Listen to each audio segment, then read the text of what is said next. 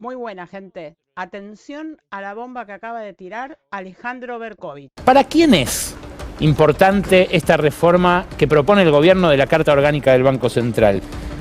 Depende desde dónde mire uno este proyecto, porque para los morosos seguro que no.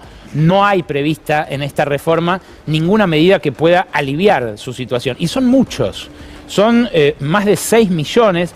Ya hay casi 3,5 billones de pesos que son considerados irrecuperables en el sistema financiero, y 2/3 de ese monto corresponde a lo contraído con entidades no financieras, con billeteras electrónicas, fintech, casas de préstamos a sola firma. El grueso es con las billeteras virtuales, y son ya 20 meses los que lleva ascendiendo la mora. La mora tiene además un carácter prácticamente teledirigido. Ataca a los más jóvenes y a los de menores ingresos. Esto, por ejemplo, que hizo EcoGo, permite ver hasta qué punto los menores de 30 años están atrapados por una mora de casi el 40%. Hay más de 1 millón de pibes de hasta 20 y pocos años que no tuvieron nunca un laburo y que ya son morosos incobrables, que arrancan su vida adulta, su vida financiera, con una mancha en el historial crediticio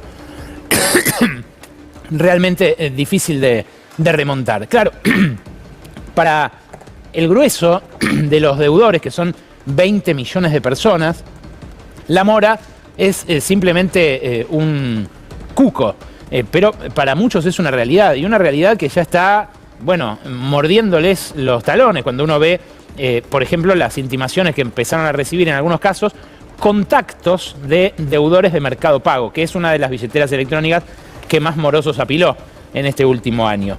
El corte geográfico también sugiere más o menos lo mismo. Lo que podemos ver en otro informe, esto que hizo EcoGo, se puede complementar con lo que hizo Analítica. Son todos datos del Banco Central, pero los recortes los provee cada una de las consultoras. Acá ves, por ejemplo, que para un habitante de Vicente López promedio, la situación no es la misma que para un habitante de Florencio Varela. En Florencio Varela hay una mora de casi el 40%, en José Cepaz se le rima, en Moreno es del 36,2%. En cambio, en los distritos del conurbano más ricos, la mora es mucho menor. Y esto mismo se replica en la ciudad. Cuando uno parte la ciudad de Buenos Aires, o cuando uno parte el país entero en provincias de mayores o de menores ingresos, lo que encuentra es que la mora coincide perfectamente con eso.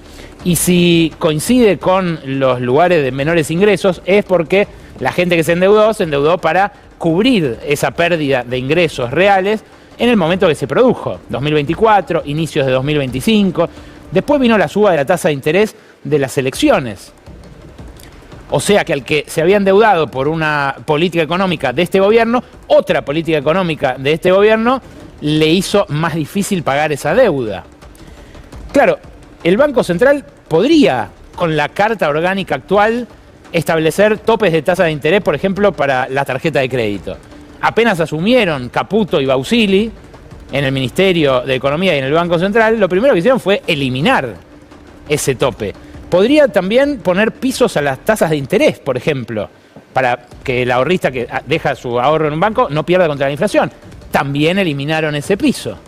Claro, en el puro mercado no existen tampoco los requisitos de liquidez diferenciales para que haya más préstamos para las pymes o más préstamos en determinada provincia a la que de repente se puede querer auxiliar. Nada de esto.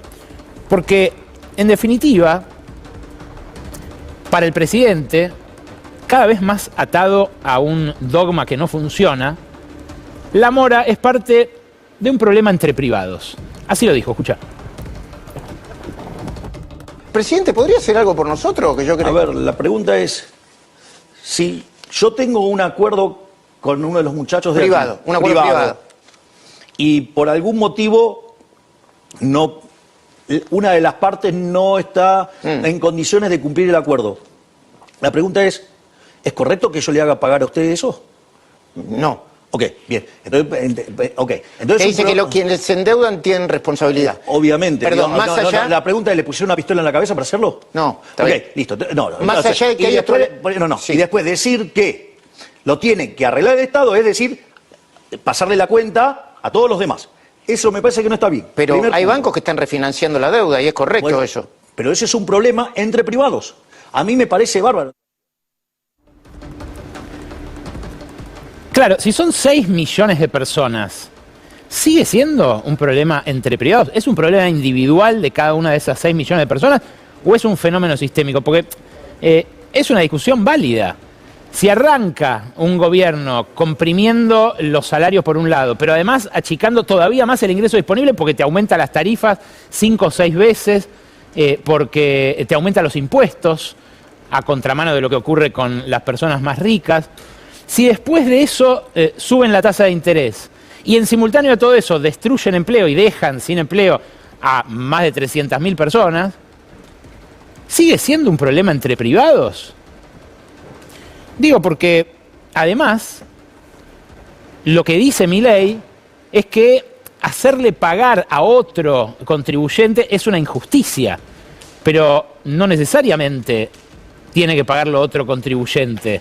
Si el Estado sale a auxiliar, por ejemplo, a una familia que no puede pagar sus deudas. Si uno ve las tasas de interés que cobran los bancos por los préstamos que da o por los adelantos en tarjeta de crédito o por las refinanciaciones con tarjeta de crédito y ve lo que pagan los bancos a los ahorristas, lo que termina de entender es que en realidad lo que están blindando es al negocio financiero. Esto es lo que ocurrió en las elecciones del año pasado, cuando subieron las tasas de interés para evitar que la gente se vaya al dólar. Se pagó un poco más por el plazo fijo, pero también se cobró mucho más por los préstamos. Hoy está más o menos a esto que estaba en marzo, un préstamo personal promedio, y está más o menos a eso la tasa Tamar de los plazos fijos mayoristas. Ahora, esta brecha, que es la ganancia de los bancos, se mantuvo así de alta desde el arranque de esta gestión.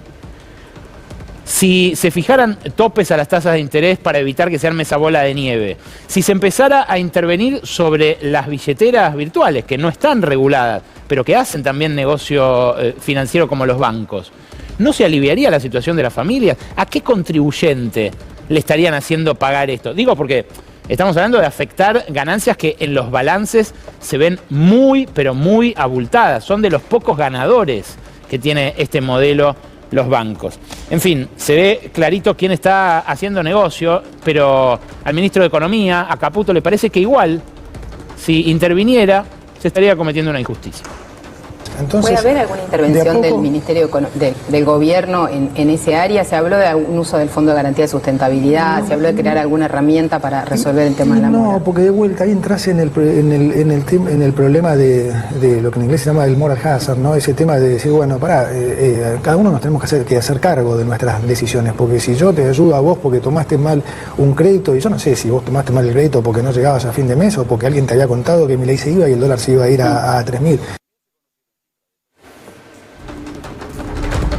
Bueno, que un hombre como Luis Caputo, después de habernos metido en el Fondo Monetario en 2018 y de haberle vuelto a pedir 20.000 millones de dólares a este mismo organismo el año pasado, nos diga que hay que hacerse cargo de las decisiones que uno toma, ya parece una audacia. Pero además de eso, lo que está diciendo es que no puede atender una situación desesperada. ¿Por qué? Bueno, porque si lo hiciera generaría riesgo moral. ¿No genera riesgo moral que le ofrezca la ley de inocencia fiscal a quien no pagó impuestos por su patrimonio?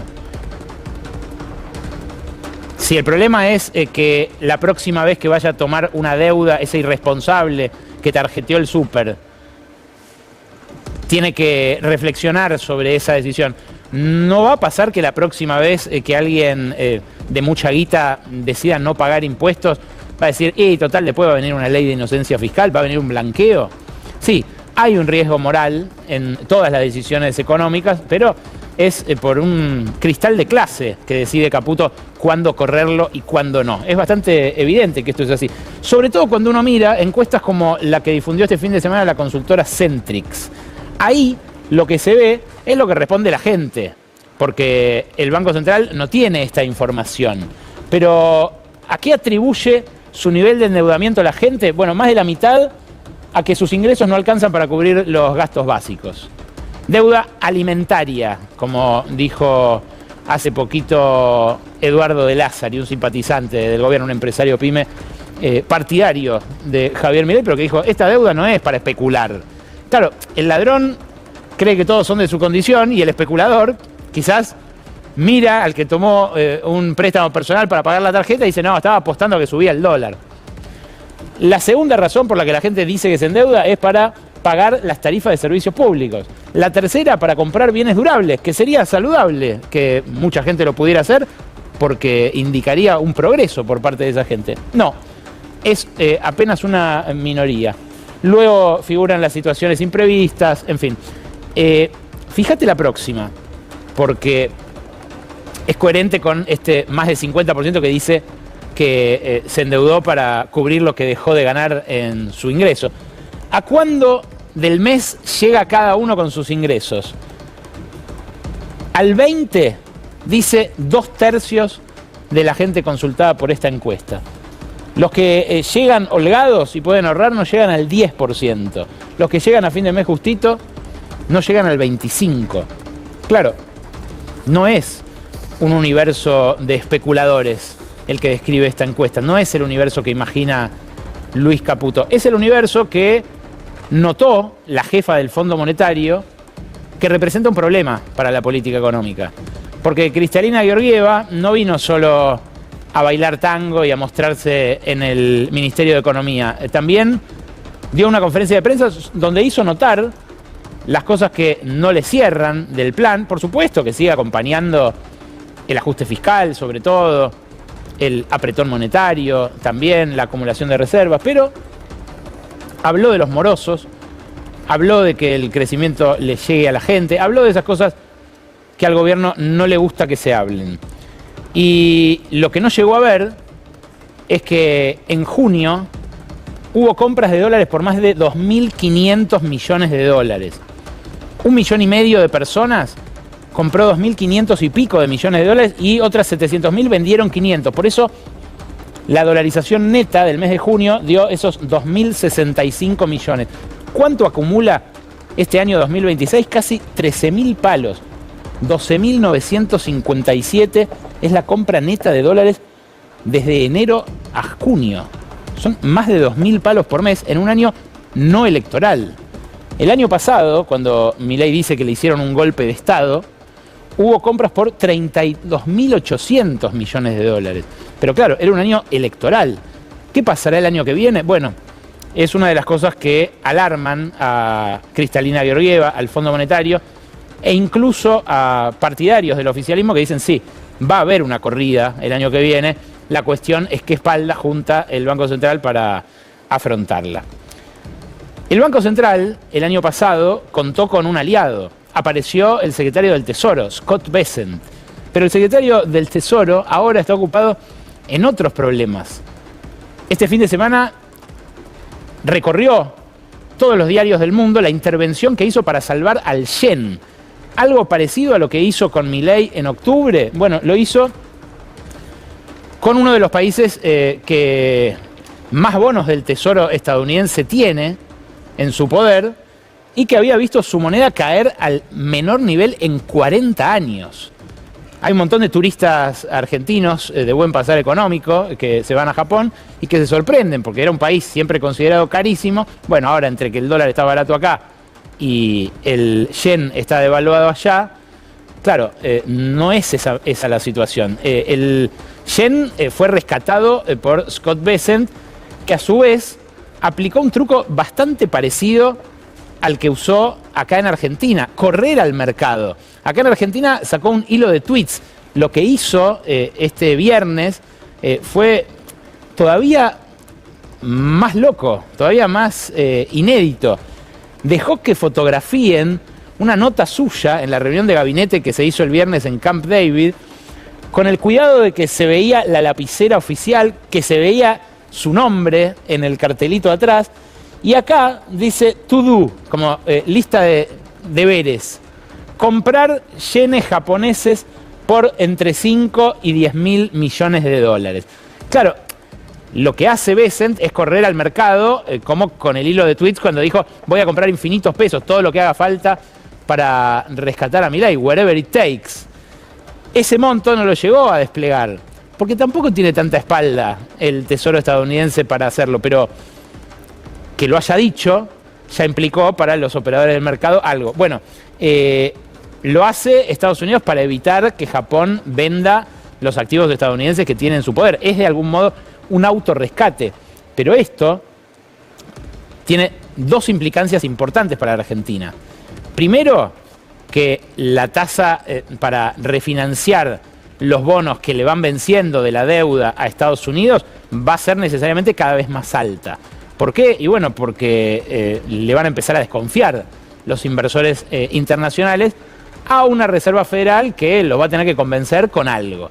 Claro, hasta ahora no fue problema esto, porque Estados Unidos siempre refinanció sus deudas a costa del resto del mundo. Pero para la Argentina, la tasa para pedirle prestado a Wall Street es la de Estados Unidos más el riesgo país. O sea que aunque baje el riesgo país acá, si la tasa de Estados Unidos sube, le va a costar más cubrir los vencimientos del año que viene a Caputo. La otra implicancia es que Donald Trump y Scott Bessent, si están rescatando a Japón, no le van a poder prestar la misma atención a su rinconcito favorito en el fin del mundo. Tampoco sabemos si sigue siendo su rinconcito favorito, porque ahora florecieron los trampistas en toda Sudamérica. Tiene incluso Bessent un pedido de Pakistán para que le active un swap de monedas parecido al que tiene Argentina, en virtud de que Pakistán está oficiando de mediador con Irán, ni más ni menos, y también tiene sus problemitas económicos. Claro, son todas cosas que van a operar como distractivos para un Washington que, bueno, no sé si aparecerá el año que viene de la misma manera que el año pasado interviniendo en las elecciones argentinas.